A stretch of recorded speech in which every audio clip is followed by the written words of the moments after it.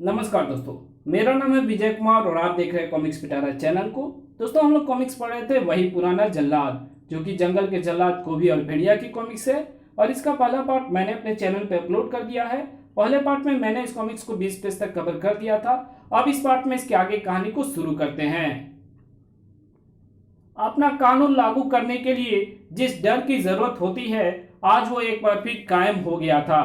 हटामुट, पीटा टुटारी, किल्ला पपाटी, गुर्र, उफ उफ। भेड़िया के खौफ के साए में आदमखोरों ने हथियार डाल दिए थे। क्षमाचू, क्षमाचू। गद्दा की अब यहां कोई जरूरत नहीं थी। भेड़िया के आदेश पर उसकी गद्दा उसके हाथ से गायब हो गई थी। क्षमाचू, क्षमाचू। ढीठ लोगों की पीठ तोड़नी भेड़िया को आती थी, लेकिन वो क्षमा के महत्व को भी समझता था। उठो। भेड़िया ने बलि की ओर संकेत किया तो जैसे आदमखोर उसका संकेत समझ गए। उसे आजाद करो। जंगली सरदार भेड़िया के कदमों पर गिर पड़ा। भेड़िया देवता, उठो। भेड़िया ने उसे उठाया। तुम्हारा स्थान मेरे कदमों में नहीं, यहां है। भेड़िया देवता, अमर रहे। भेड़िया, तुम कहां चले गए थे? मुझे अनिष्ट की आशंका हो रही थी। अनिष्ट तो अब टल चुका था। मैं कुछ देर ना मिलूं तो तुम्हें घबराना नहीं चाहिए जेन। अभी मुझे जंगल में बिगड़ चुकी कई व्यवस्थाओं को ठीक करना है। कोबी के कारण बिगड़ गई थी ये व्यवस्थाएं। कोबी के कारण ही वापस भी लौटेंगी, क्योंकि भेड़िया की असली ताकत कोबी ही था। हाँ, जंगल को कोबी की खुरापातियों हरकतों से छुटकारा मिल गया, और मिल गया वही पुराना जंगल का जल्लाद, जंगल का रक्षक भेड़िया। जेन के हृदय में एक टीस थी। कोबी भेड़िया के रूप में भले ही अब मेरे साथ है बाबा, लेकिन फिर भी मुझे उसकी कमी खलती है। ऐसा लगता है जैसे कोई अपना हमेशा के लिए छोड़कर चला गया हो। मैं कोबी को भेड़िया में तो देखूंगी, लेकिन उसे कभी भुला नहीं पाऊंगी। मुझे लगता है कि मुझे कोबी की आदत हो गई है। मुझे उसकी हरकतें नहीं भुला पाती बाबा। वक्त सब कुछ भुला देता है। किसी की याद को भुलाने का सबसे कारगर तरीका यह है कि उसे अपनी कल्पना में देखो। वो तुम्हें अपने इर्द गिर्द ही नजर आएगा। कोबी की खुरापातों से डरे हुए जंगलियों में आज खुशी फैल रही थी। डर दूर हो गया था। अरे, पूंछ पर पांव पड़ गया। अब कोबी नहीं छोड़ेगा। खाल खींच लेगा। तुम भागो, वो कुछ नहीं कहेगा। बेवकूफ, अब ये पूंछ कोबी की नहीं, हमारे भेड़िया देवता की है। हाँ, जाओ। गम ना करो, डरने की जरूरत नहीं। तुमने जानबूझकर नहीं किया। मान सम्मान समारोह में भेड़िया का अभिनंदन। हे भेड़िया देवता, तुम पर दुर्दिनों की परछाई भी ना पड़े। तुम्हारा चरणामृत पीकर जंगल वासियों के दुख दूर होंगे। नहीं, ऐसा मत करो। मुझे देवता मत बनाओ। ये चरणामृत नहीं है। मुझे देवता बनने की कोई लालसा नहीं। ये लोग तुम्हारी एक नहीं सुनेंगे भेड़िया। इन्हें मनमानी करने दो। फिर इसमें बुरा क्या है? तुम इस सम्मान के हकदार हो भेड़िया।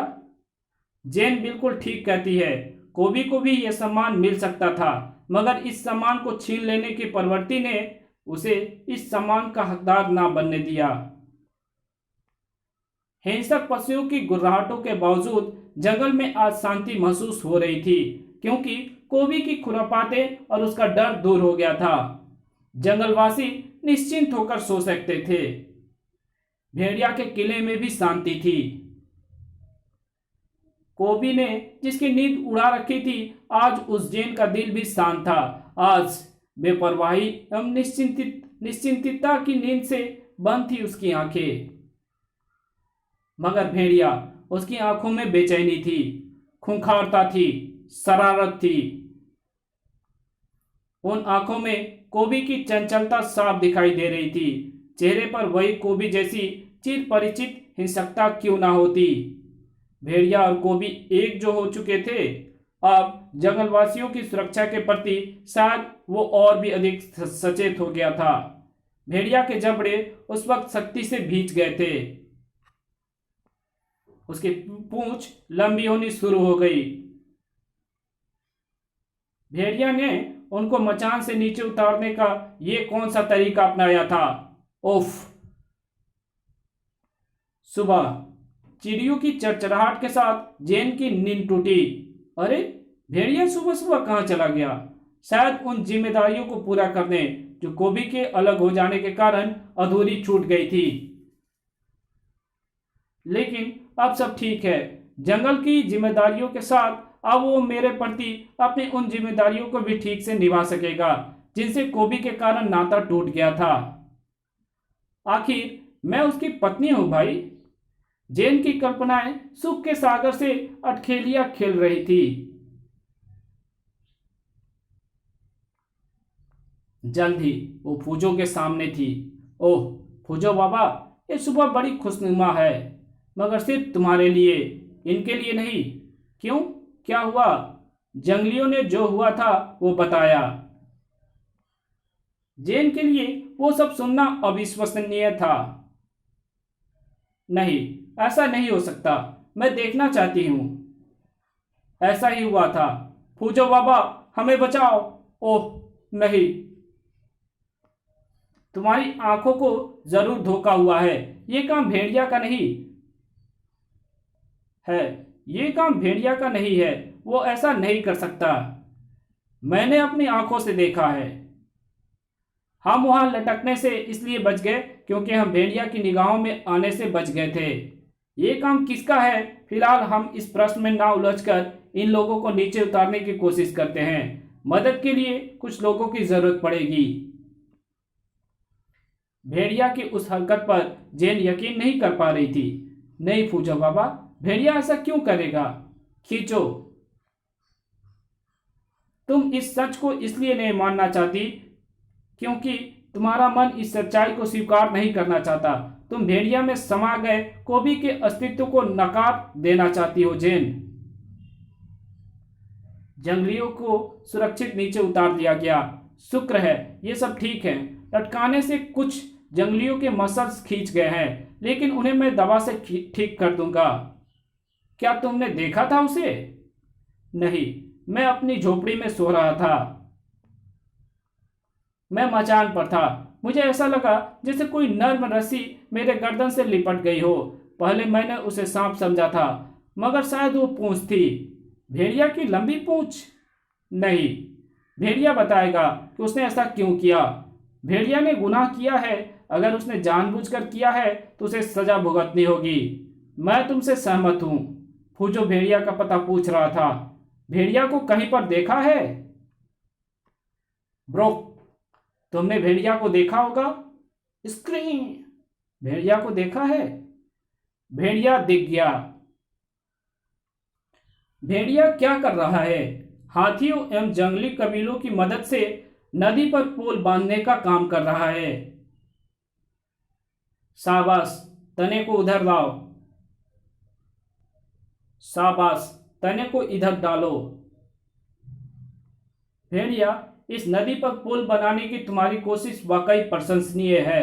वर्षा के आगमन के साथ ही इसमें उफान आ जाता है और जंगलवासियों को उस पार या इस पार आने जाने में काफी मुश्किलों का सामना करना पड़ता है। अब वो मुश्किलें कम हो जाएंगी। मुझे जंगल की मुश्किलों को ही कम करना है, क्योंकि मुश्किलें कम होंगी तो सहूलियत बढ़ेंगी।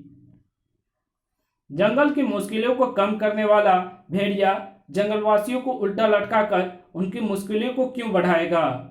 मेरी तो खुद समझ में नहीं आ रहा है कि मैं क्या कहूं। भेड़िया नेक कामों में लगा हुआ है। शायद वो दोनों जंगली झूठ बोल रहे हो।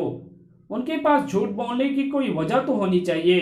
अच्छा होगा कि भेड़िया से चलकर पूछते हैं। भेड़िया उस घटना के बारे में सुनकर चौंक पड़ा। भला मैं ऐसा क्यों करूंगा? ये झूठ है।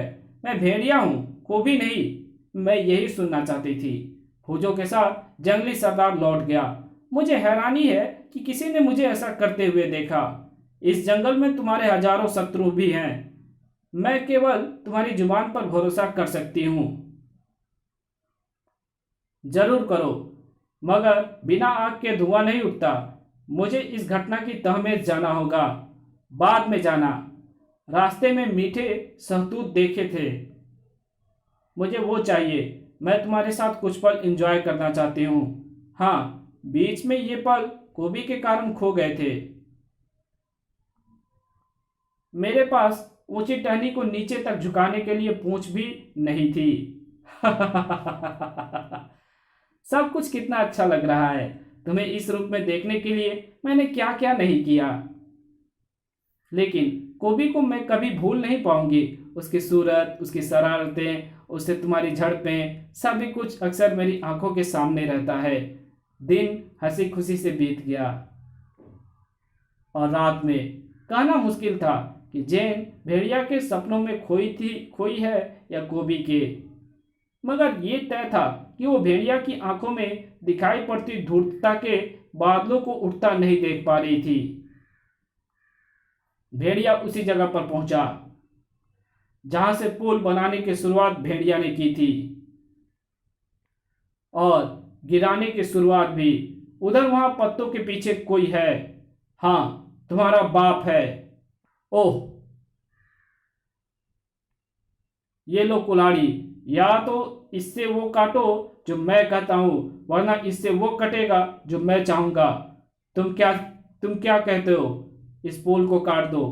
मगर भेड़िया, इस पुल को बनाने का विचार भी तुम्हारा था और कोशिश भी। अब क्या हुआ? अब मुझे पागल कुत्ता काट गया है। धाड़ आ! भेड़िया की आंखें से टपकते लहू को देखकर जंगली जान बचाकर भागे। बचाओ बचाओ! ओह, हुक्म उदली। भेड़िया पर जैसे कोई भूत सवार था। अब तुम्हें उदबिलाव बना दूंगा। ओ कबीले वालों, बचाओ! किसकी हिम्मत है जो तुम्हें मेरे हाथों से बचाए? जाओ, पानी में जाकर उदबिलाव की तरह गोते लगाओ, लेकिन मगरमच्छों से बचकर। शोर कबीले तक नहीं पहुंचा था। पुल को मैंने ही तोड़ दिया, पर अब उन लोगों को तोड़ूंगा जिन्होंने पुल बनाने में हाथियों की मदद ली।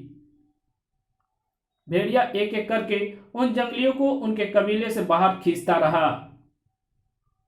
सब कुछ बड़ी खामोशी से हो रहा था, मगर अब खामोशी टूटने वाली थी। क्योंकि भेड़िया ने हाथियों की पूंछ को भी मसाल जैसा बना दिया था।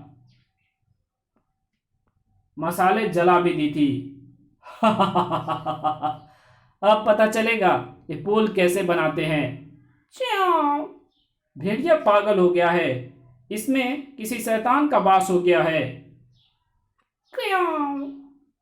उसने हमें सूंडों के साथ बांधकर पूंछों में आग लगा दी है।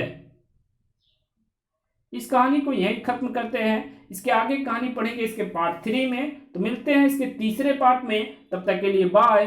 वीडियो अच्छी लगी हो तो वीडियो को लाइक कर देना। चैनल पर नए हो तो चैनल को सब्सक्राइब कर बेल आइकन को प्रेस कर देना और इस वीडियो की जहां जरूरत हो वहां पे इसको शेयर कर देना और एक अच्छा सा कमेंट भी कर देना। Thank you very much video देखने के लिए।